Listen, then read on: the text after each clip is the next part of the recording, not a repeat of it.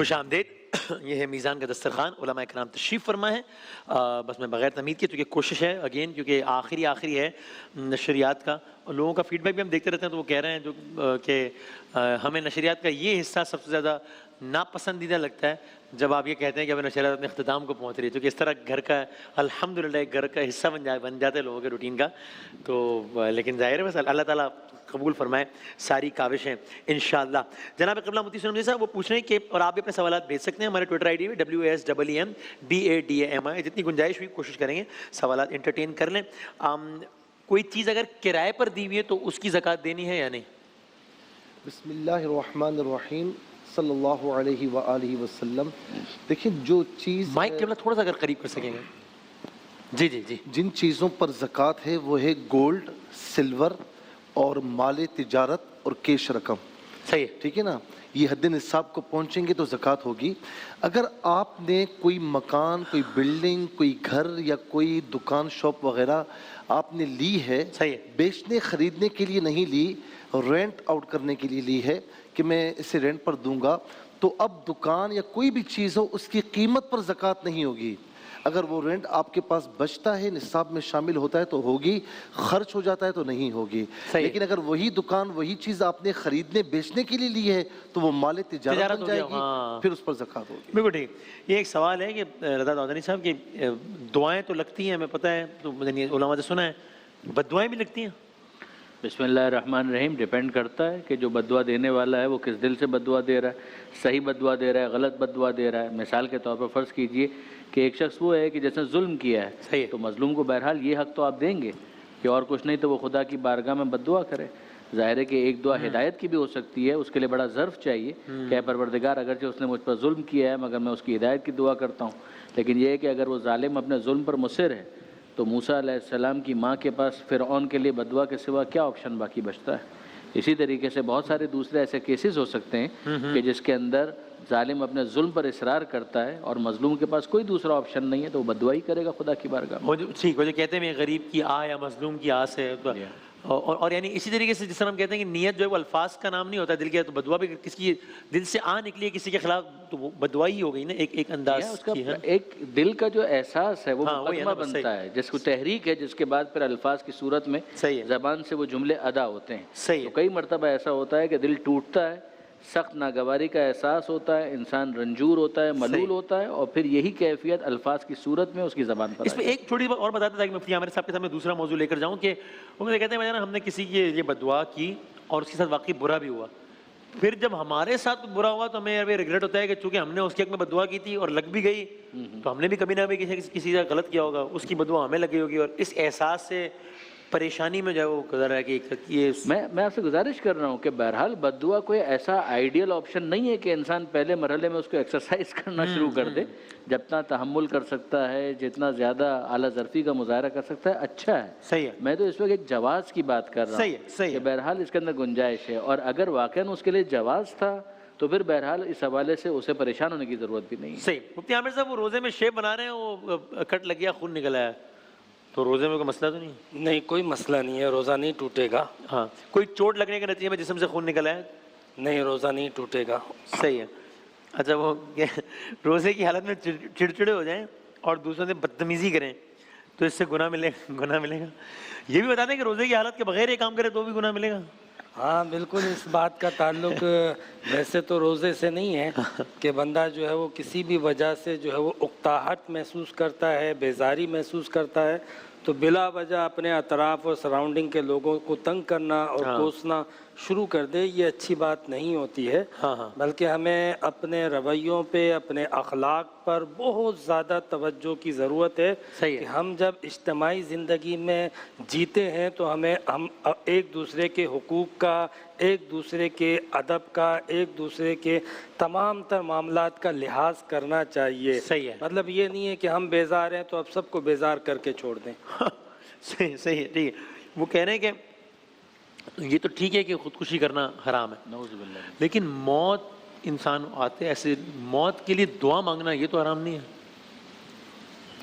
یہ بڑا صحیح سوال ہے, اور بہت سے لوگ اس طرح مانگتے بھی ہیں. کئی بیماروں کو میں نے دیکھا کہ اللہ موت دیتے. ان کے بیچارے کہ عزیز و اقارب تک دعا مانگ رہے ہوتے ہیں، بیٹی باپ کے لیے کیا اس تکلیف سے اچھا ہے کہ وہ دیکھیں اس کو ہم چند کچھ اینگل سے بیان کریں گے. نمبر ایک، موت کی دعا مانگنا جائز نہیں ہے. جائز ہی نہیں. نہیں، یا اللہ مجھے موت دے دے، یہ جائز نہیں ہے. ہاں یہ دعا کرنا کہ یا اللہ جب میری موت کا وقت ہو تو مجھے ایمان کی سلامتی کے ساتھ موت عطا فرما، صحیح. تو یہ بالکل صحیح ہے. اچھا اسی طریقے سے کسی کی روح اٹکی ہوئی ہے اور وہ جاں کنی کے عالم میں ہے اور نہ ہی روح نکل رہی ہے، اللہ اللہ. ڈاکٹرز پریشان ہیں، گھر والے، اور میں کہتا ہوں کہ یہ ایک ایسا سختی والا عالم ہوتا ہے.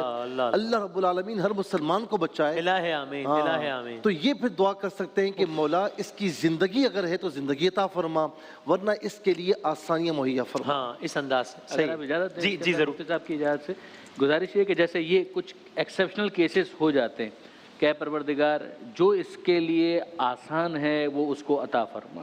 یعنی اگر زندگی ہے تو اے پروردگار اس کو صحت عطا فرما، اور اگر تو نے طے کیا ہے کہ اب اس کا وقت آخر ہے تو ظاہر ہے کہ اے پروردگار اس کو آسانی عطا فرما. ایک دعا جو امام زین العابدین علیہ الصلوۃ والسلام نے تعلیم فرمائی صحیفہ سجادیہ کے اندر ہے، اس کا خلاصہ یہ ہے کہ اے پروردگار، یعنی سکھایا ہے کہ یوں دعا مانگو کہ اے پروردگار اگر میری زندگی تیری اطاعت میں گزر رہی ہے ہاں تو میری زندگی کو طولانی کر دے، واہ واہ. اور اے پروردگار اگر میری زندگی تیری معصیت کی چراگاہ بن چکی ہے اور اب میری زندگی معصیت ہی میں گزرنے والی ہے تو اے پروردگار میں تجھ سے دعا مانگتا ہوں کہ میری زندگی کو مختصر کر دے. یعنی یہ وہ کیفیت ہے کہ جس میں اطاعت کی طرف رغبت دلائی گئی صحیح ہے ہے. اور معصیت کے حوالے سے متنبہ کیا صحیح ہے، صحیح بالکل. ایک جملہ عرض کروں گا جی جی جی. کہ ایک چیز اور ذہن میں آئی کہ شہادت کی تمنا کرنا یہ اچھی بات ہے. ہاں حضرت عمر رضی اللہ تعالی عنہ نے یہ دعا کی تھی، اللہم ارزقنی شہادتا فی سبیلک وجعل موتی فی بلدی حبیبک الکریم، کہ اے اللہ مجھے اپنے راستے میں شہادت کی موت عطا فرما اور میرا مدفن مدینہ منورہ بنا. تو یہ شہادت کی تمنا کرنا جائز ہے. صحیح ہے، صحیح بالکل ٹھیک.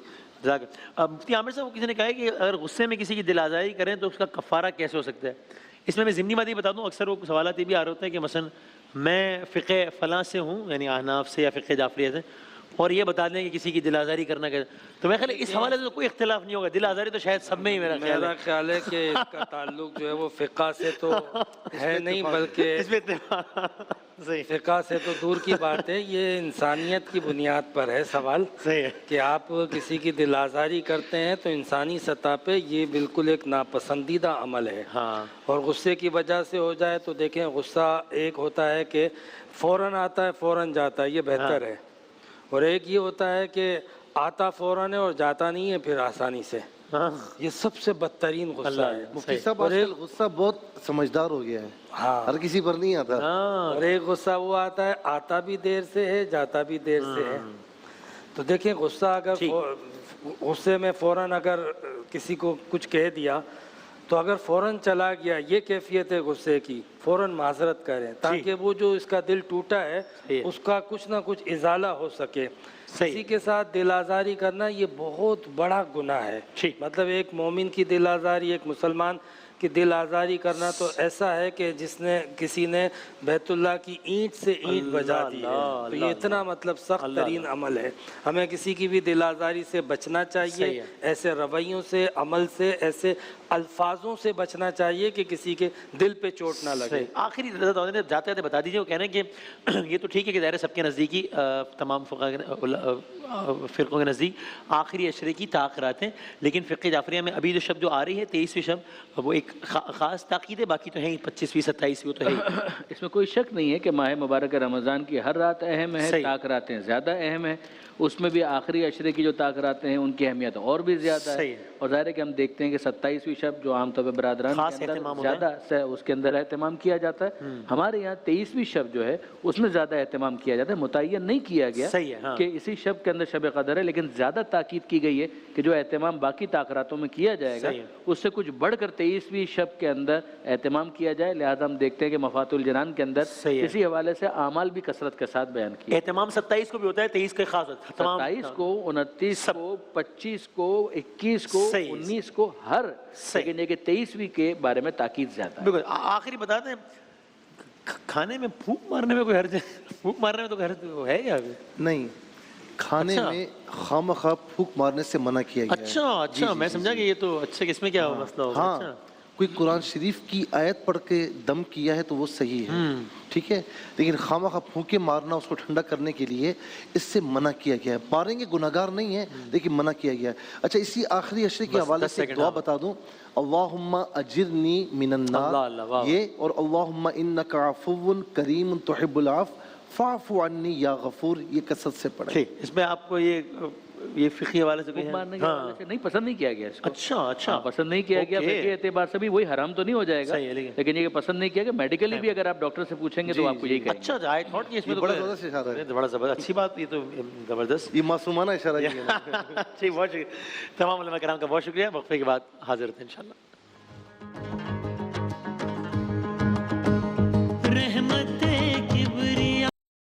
روزہ رکھنے کی دعا. وبصوم غد نويت من شهر رمضان. میں ماہ رمضان کے کل کے روزے کی نیت کرتا ہوں. اللہ اکبر اللہ اکبر اللہ اکبر اللہ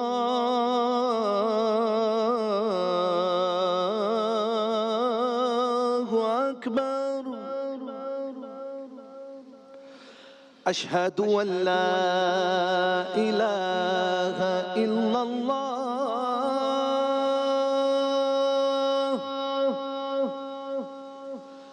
اشہد ان لا الہ الا اللہ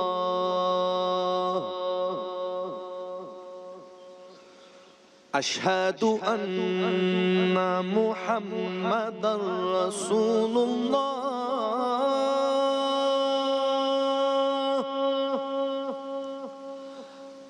اشہد ان محمد رسول اللہ. حی علی الصلاة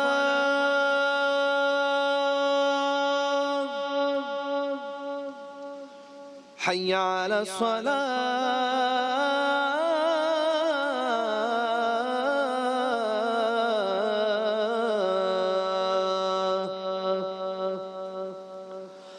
حی علی الفلاح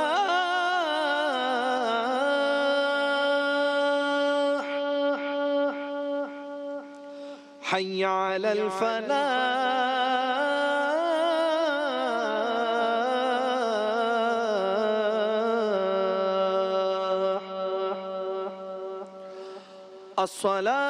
الصلاة خیر من النوم الصلاة خیر من النوم. اللہ اکبر اللہ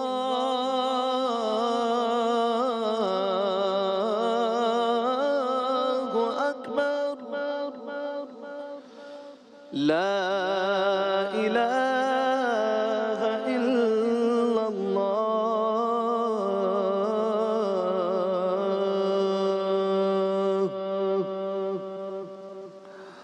اللهم رب هذه الدعوة التامة والصلاة القائمة آت محمدا الوسيلة والفضيلة والدرجة الرفيعة وابعثه مقاما محمودا الذي وعدته وارزقنا شفاعته يوم القيامة إنك لا تخلف الميعاد برحمتك يا أرحم الراحمين. جزاک اللہ. جناب زہیب اشرفی صاحب اذان فجر دینے کی سعادت حاصل کر رہے تھے.